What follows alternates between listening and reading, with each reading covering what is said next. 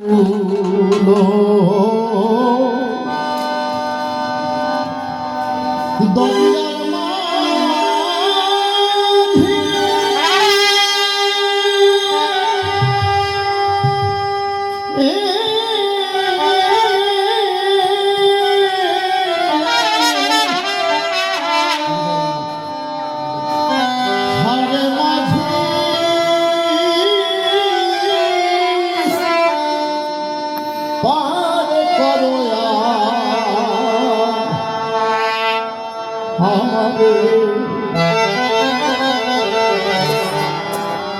সংসারটা একটা সমুদ্র ক্ষেত্র, সংসার সাগর। এই সংসার সাগরে পাড়ি দিয়ে পরে যেতে হয় দীনবন্ধুর চরণ নখনে। এই সংসার সমুদ্র পাড়ি দিয়েই পরপারে আমার দীনবন্ধুর নাকি বসতি। পরিবর্ণনা সাধনার মধ্য দিয়ে ছাড়া দীনবন্ধুর কৃপা অত সহজে পাওয়া যায় না। তাই আমার দাদু অকুল দরিয়ার মাঝি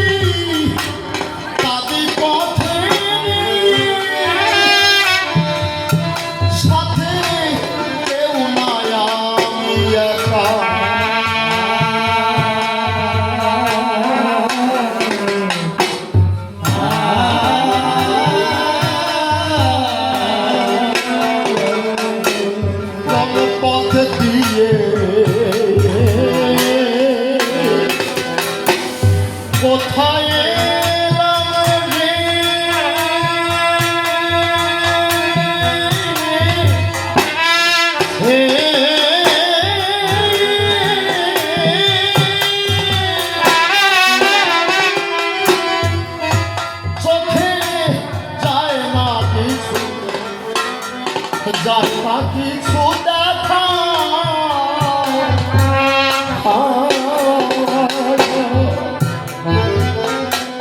ঝড়ের রাতে কাঁদি কাঁদি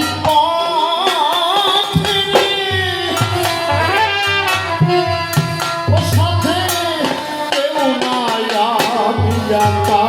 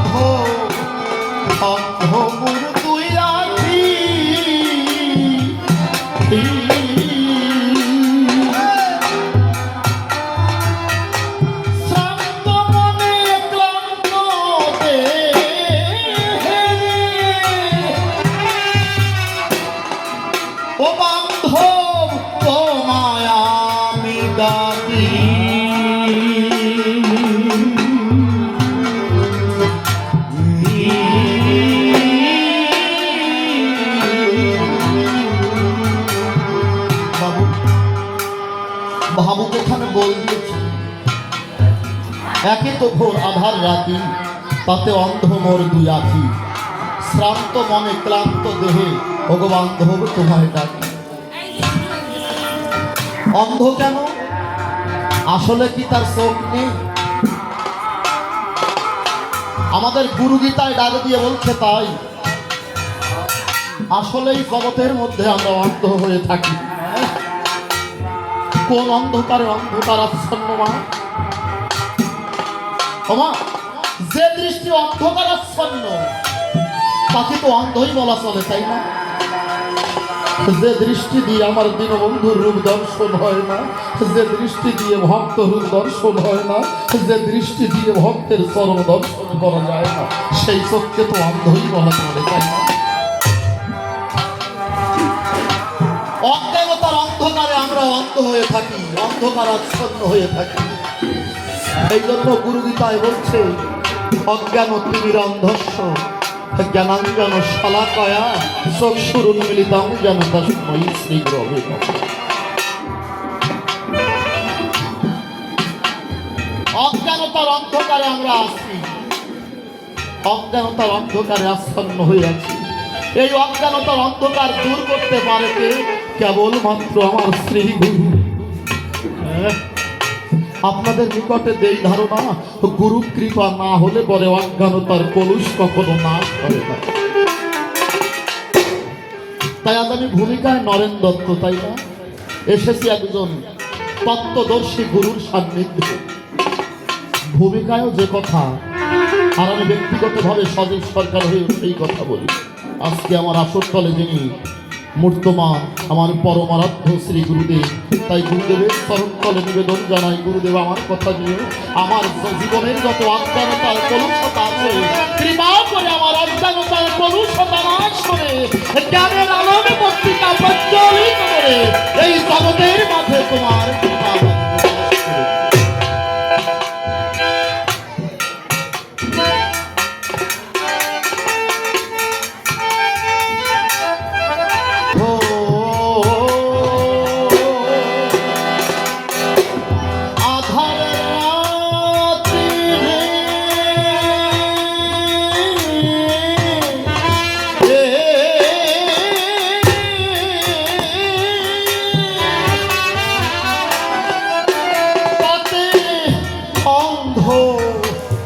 অন্ধ মোর দুই আখি,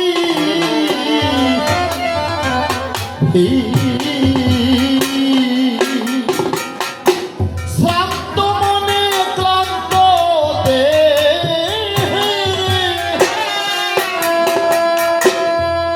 ও বান্ধব তোমায় আমি ডাকি।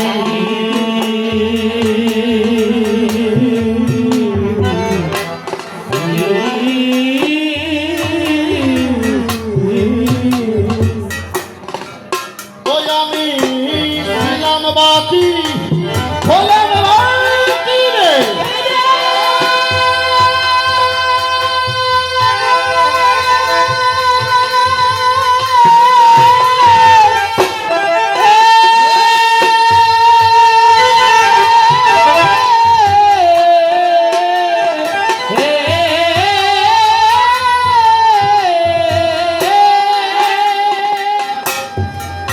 ওই আমার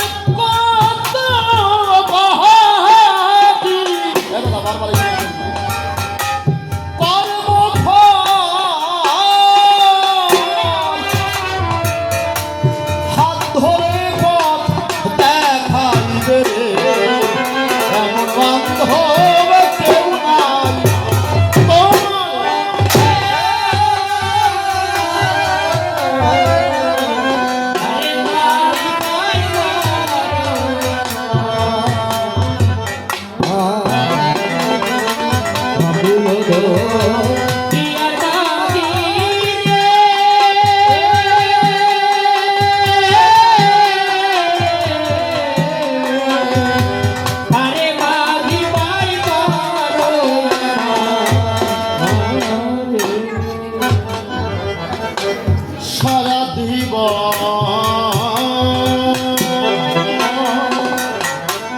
করলেন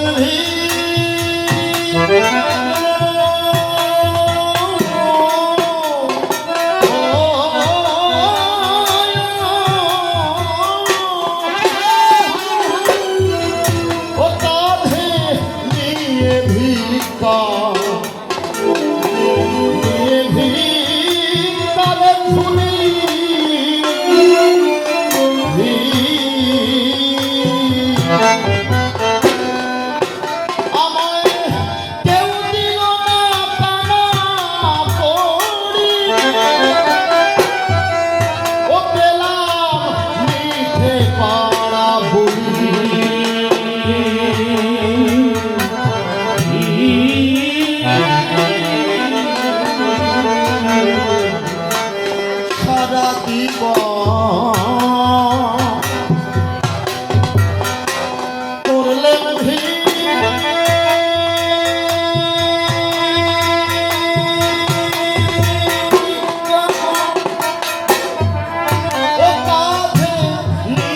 ভিক্ষা,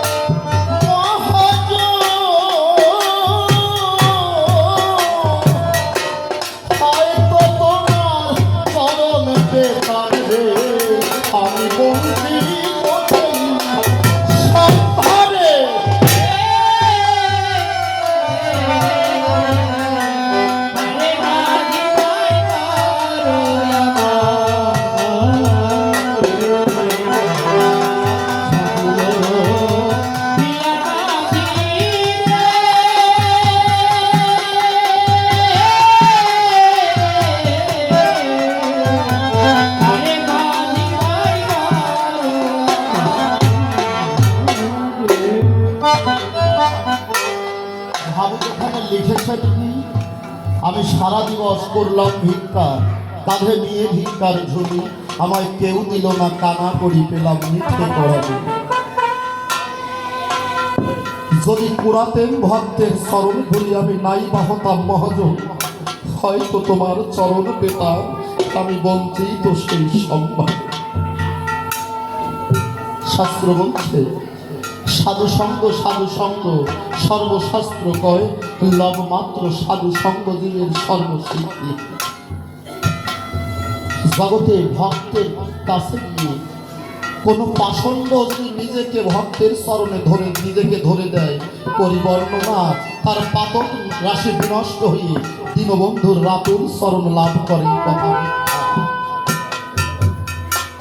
সাধনা চরিতে পড়েছিলাম, সাধনা মাতা বলছে জগতের জীব যারা এই দেহের পোশাকে যদি ময়লা জন্মে, ময়লা জড়ায়, নদীর জল অথবা পুকুরের জলে গিয়ে এই দেহের পোশাকের ময়লা স্খলন করতে পারে তারা। কিন্তু যদি কারো মনে ময়লা জমে, এই মনের ময়লা যাবে কিসে? সাধনা করতে বললে পুকুরের জল নদীর জল যেমন দেহের পোশাকের ময়লা বিনষ্ট করে, ভক্তের চরণে গঙ্গায় বলে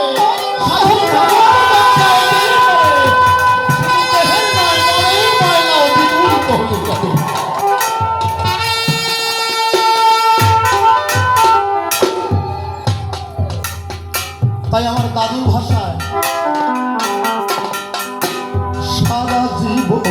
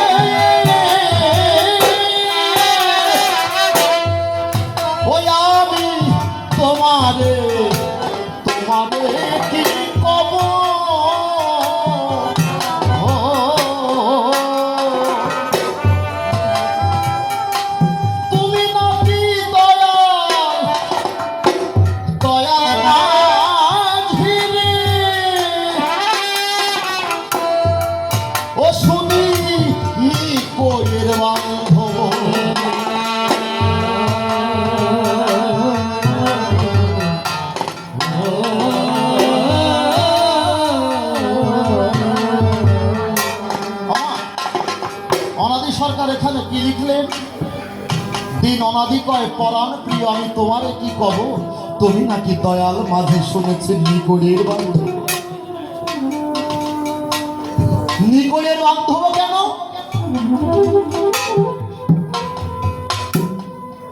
আপনার পকেটে টাকা আছে, খেয়া ঘাটে গিয়ে পড়ে, খেয়ার মাঝিকে ডাক দিয়ে বললেন, মাঝি রে আমার ওপারে যেতে হবে, এই আমার পকেটে টাকা আছে, তোকে টাকা দিচ্ছি, আমাকে পার করে। আমার মাঝি আপনাকে পার করে দিল। আর একজন গিয়ে পড়ে, তার পকেটে টাকা নেই, আর এক মাঝির কাছে গিয়ে বলছে, ভাই রে আমার পকেটে তো টাকা নাই, আমার তো ওপারে যেতে হবে, আমাকে কি পার করে দেবে? ওই মাঝি পার করে দিল। একজন পার করলো টাকার বিনিময়ে, কড়ি অর্থাৎ অর্থ, অর্থ দিয়েছে তাই সে পার করে দিয়েছে। আর একজন পার করে দিয়েছে আপনার টাকা নাই, তবুও সে পার করে দিয়েছে। আচ্ছা, যে অর্থ নিয়ে কড়ি নিয়ে পার করলো তাকে কি দয়াল মাঝি বলা যায় না? তাকে তো দরদি মাঝি বলা যায়। কীর্তিবাসী রামায়ণে লিখেছে, যার সঙ্গে কড়ি ছিল গেল পার হয়ে, আর কড়ি নিয়ে পার করলে আমি তারে বলবো নেই। কড়ি বর্ণনা, আমার কাছে টাকা আছে, টাকার বিনিময়ে পার করলে সে দরদি না, আমার কাছে তো কড়ি নেই, যদি আমাকে এই অবস্থায় কেউ পার করে তাকে দীনবন্ধু দরদি মাঝি বলে আখ্যা দেওয়া যায়। ওমা, আজকে আপনি ইচ্ছা করলে এই ঘাট পার না হয়ে অন্য ঘাট পার হয়ে আপনার গন্তব্যে যেতে পারবেন, কিন্তু পরিবর্ণনা যেদিন ভবলীলা সাঙ্গ হয়ে যাবে, শেষের দিন ঘনালে বিচারে কেবলমাত্র বৈতরণীর ঘাটের মাঝি দিনে কেউ কখনো পরকালে যেতে পারবে না বিলক্ষণ। তাই আপনারা আমার কাছে বলতে দেখি, শেষের দিনে আমার প্রাণ গোবিন্দ মাঝি দিনে আর কেউ মাঝি। বৈতরণী নদীর খেয়া ঘাট, ওই ঘাটে পার হতে হবে, হোক না রাজা বড়মা। আমার ঘাটের মাঝি প্রাণ গোবিন্দ, তার সাথে যার নাই সম্বন্ধ, ওই ঘাটে তার খেয়া বন্ধ, হোক না রাজা বড়মা। বৈতরণী নদীর খেয়া। তাই দীনবন্ধুর চরণে নিবেদন, দরদি গো, শেষের দিনে তোমার ঘাটে যখন যাব, দেই ধারণা হয়তো আমার পকেটে অর্থ থাকবে না, হয়তো তোমার চরণে দেওয়ার মতো 16 আনা কড়ি আমার থাকবে না। তুমি আমার কথা নিও, কড়ি নেই, অন্তত আজকের এই ভক্ত সঙ্গ, সাধু সঙ্গ, অন্তত তোমার কোনো কীর্তনে মগ্ন হয়েছি বর্তমান। শুনেছি যেথায় হয় সাধুগুরুর আগমন, যেটা হয় দীনবন্ধুর নাম কীর্তন, সেখানে সৃজিত হয় নববৃন্দাবন। তাই সেই নববৃন্দাবনের মাটিতে দাঁড়িয়ে পড়ে প্রার্থনা জানাই তোমার চরণের অন্তরে, দরদি মাঝি তুমি আমার কথা নিও। আজকের এই ভক্ত যারা তোমার ঘাটে দাঁড়ালে, তারা তুমি নিজ হাতে বৈঠাবে ভব সিদ্ধি পালাবার পার।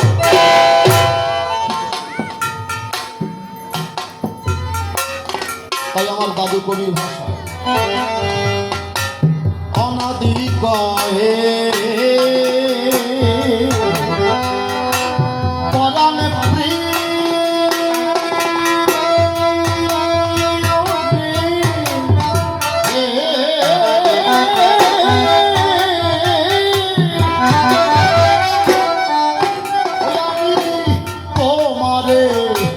তোমারে কি কব,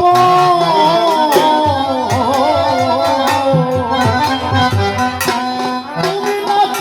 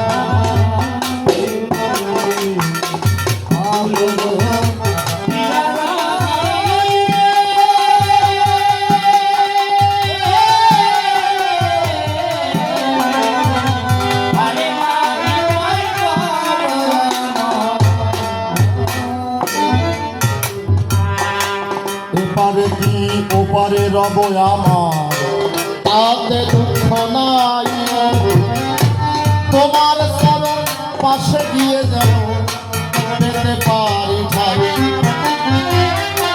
পরাপরের কোনো দরকার গোসাই সংসারে মরে না, দীন বন্ধুর চরণ যুগলে যেতে বটে।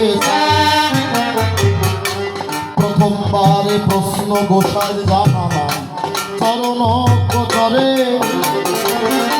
প্রথম প্রশ্নের মীমাংসা গোসাই তুমি দিও এ আসরে।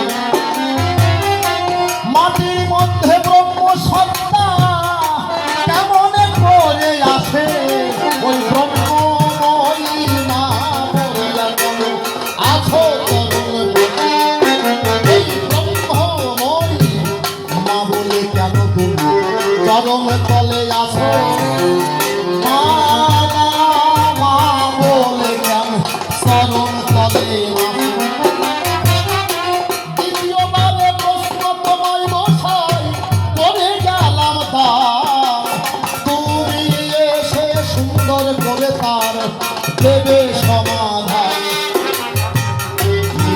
বলতে মা বললে কেন তুমি আমার কথা লবে, সেই কথা সভা বলে আমার জানতে বটে হবে। আমার মাকে তুমি মা বলো কি কারণ, মা কার? আমার মা না? গোসাই গুরুদেবকে বাবা বলে ডাকে না নাকি? তাহলে গুরুদেব যদি বাবা হয়, গুরুর স্ত্রী মা, তাহলে গুরুদেবের স্ত্রীকে আমার মা, তাই তো? আমার মা আমার গোসাইর কাছে একটা আবদার জানাইছে, দাবি জানাইছে, গোসাই তুমি আমার কথা নেবে, কৃপা করে আমি মা হতে চাই, তুমি আমাকে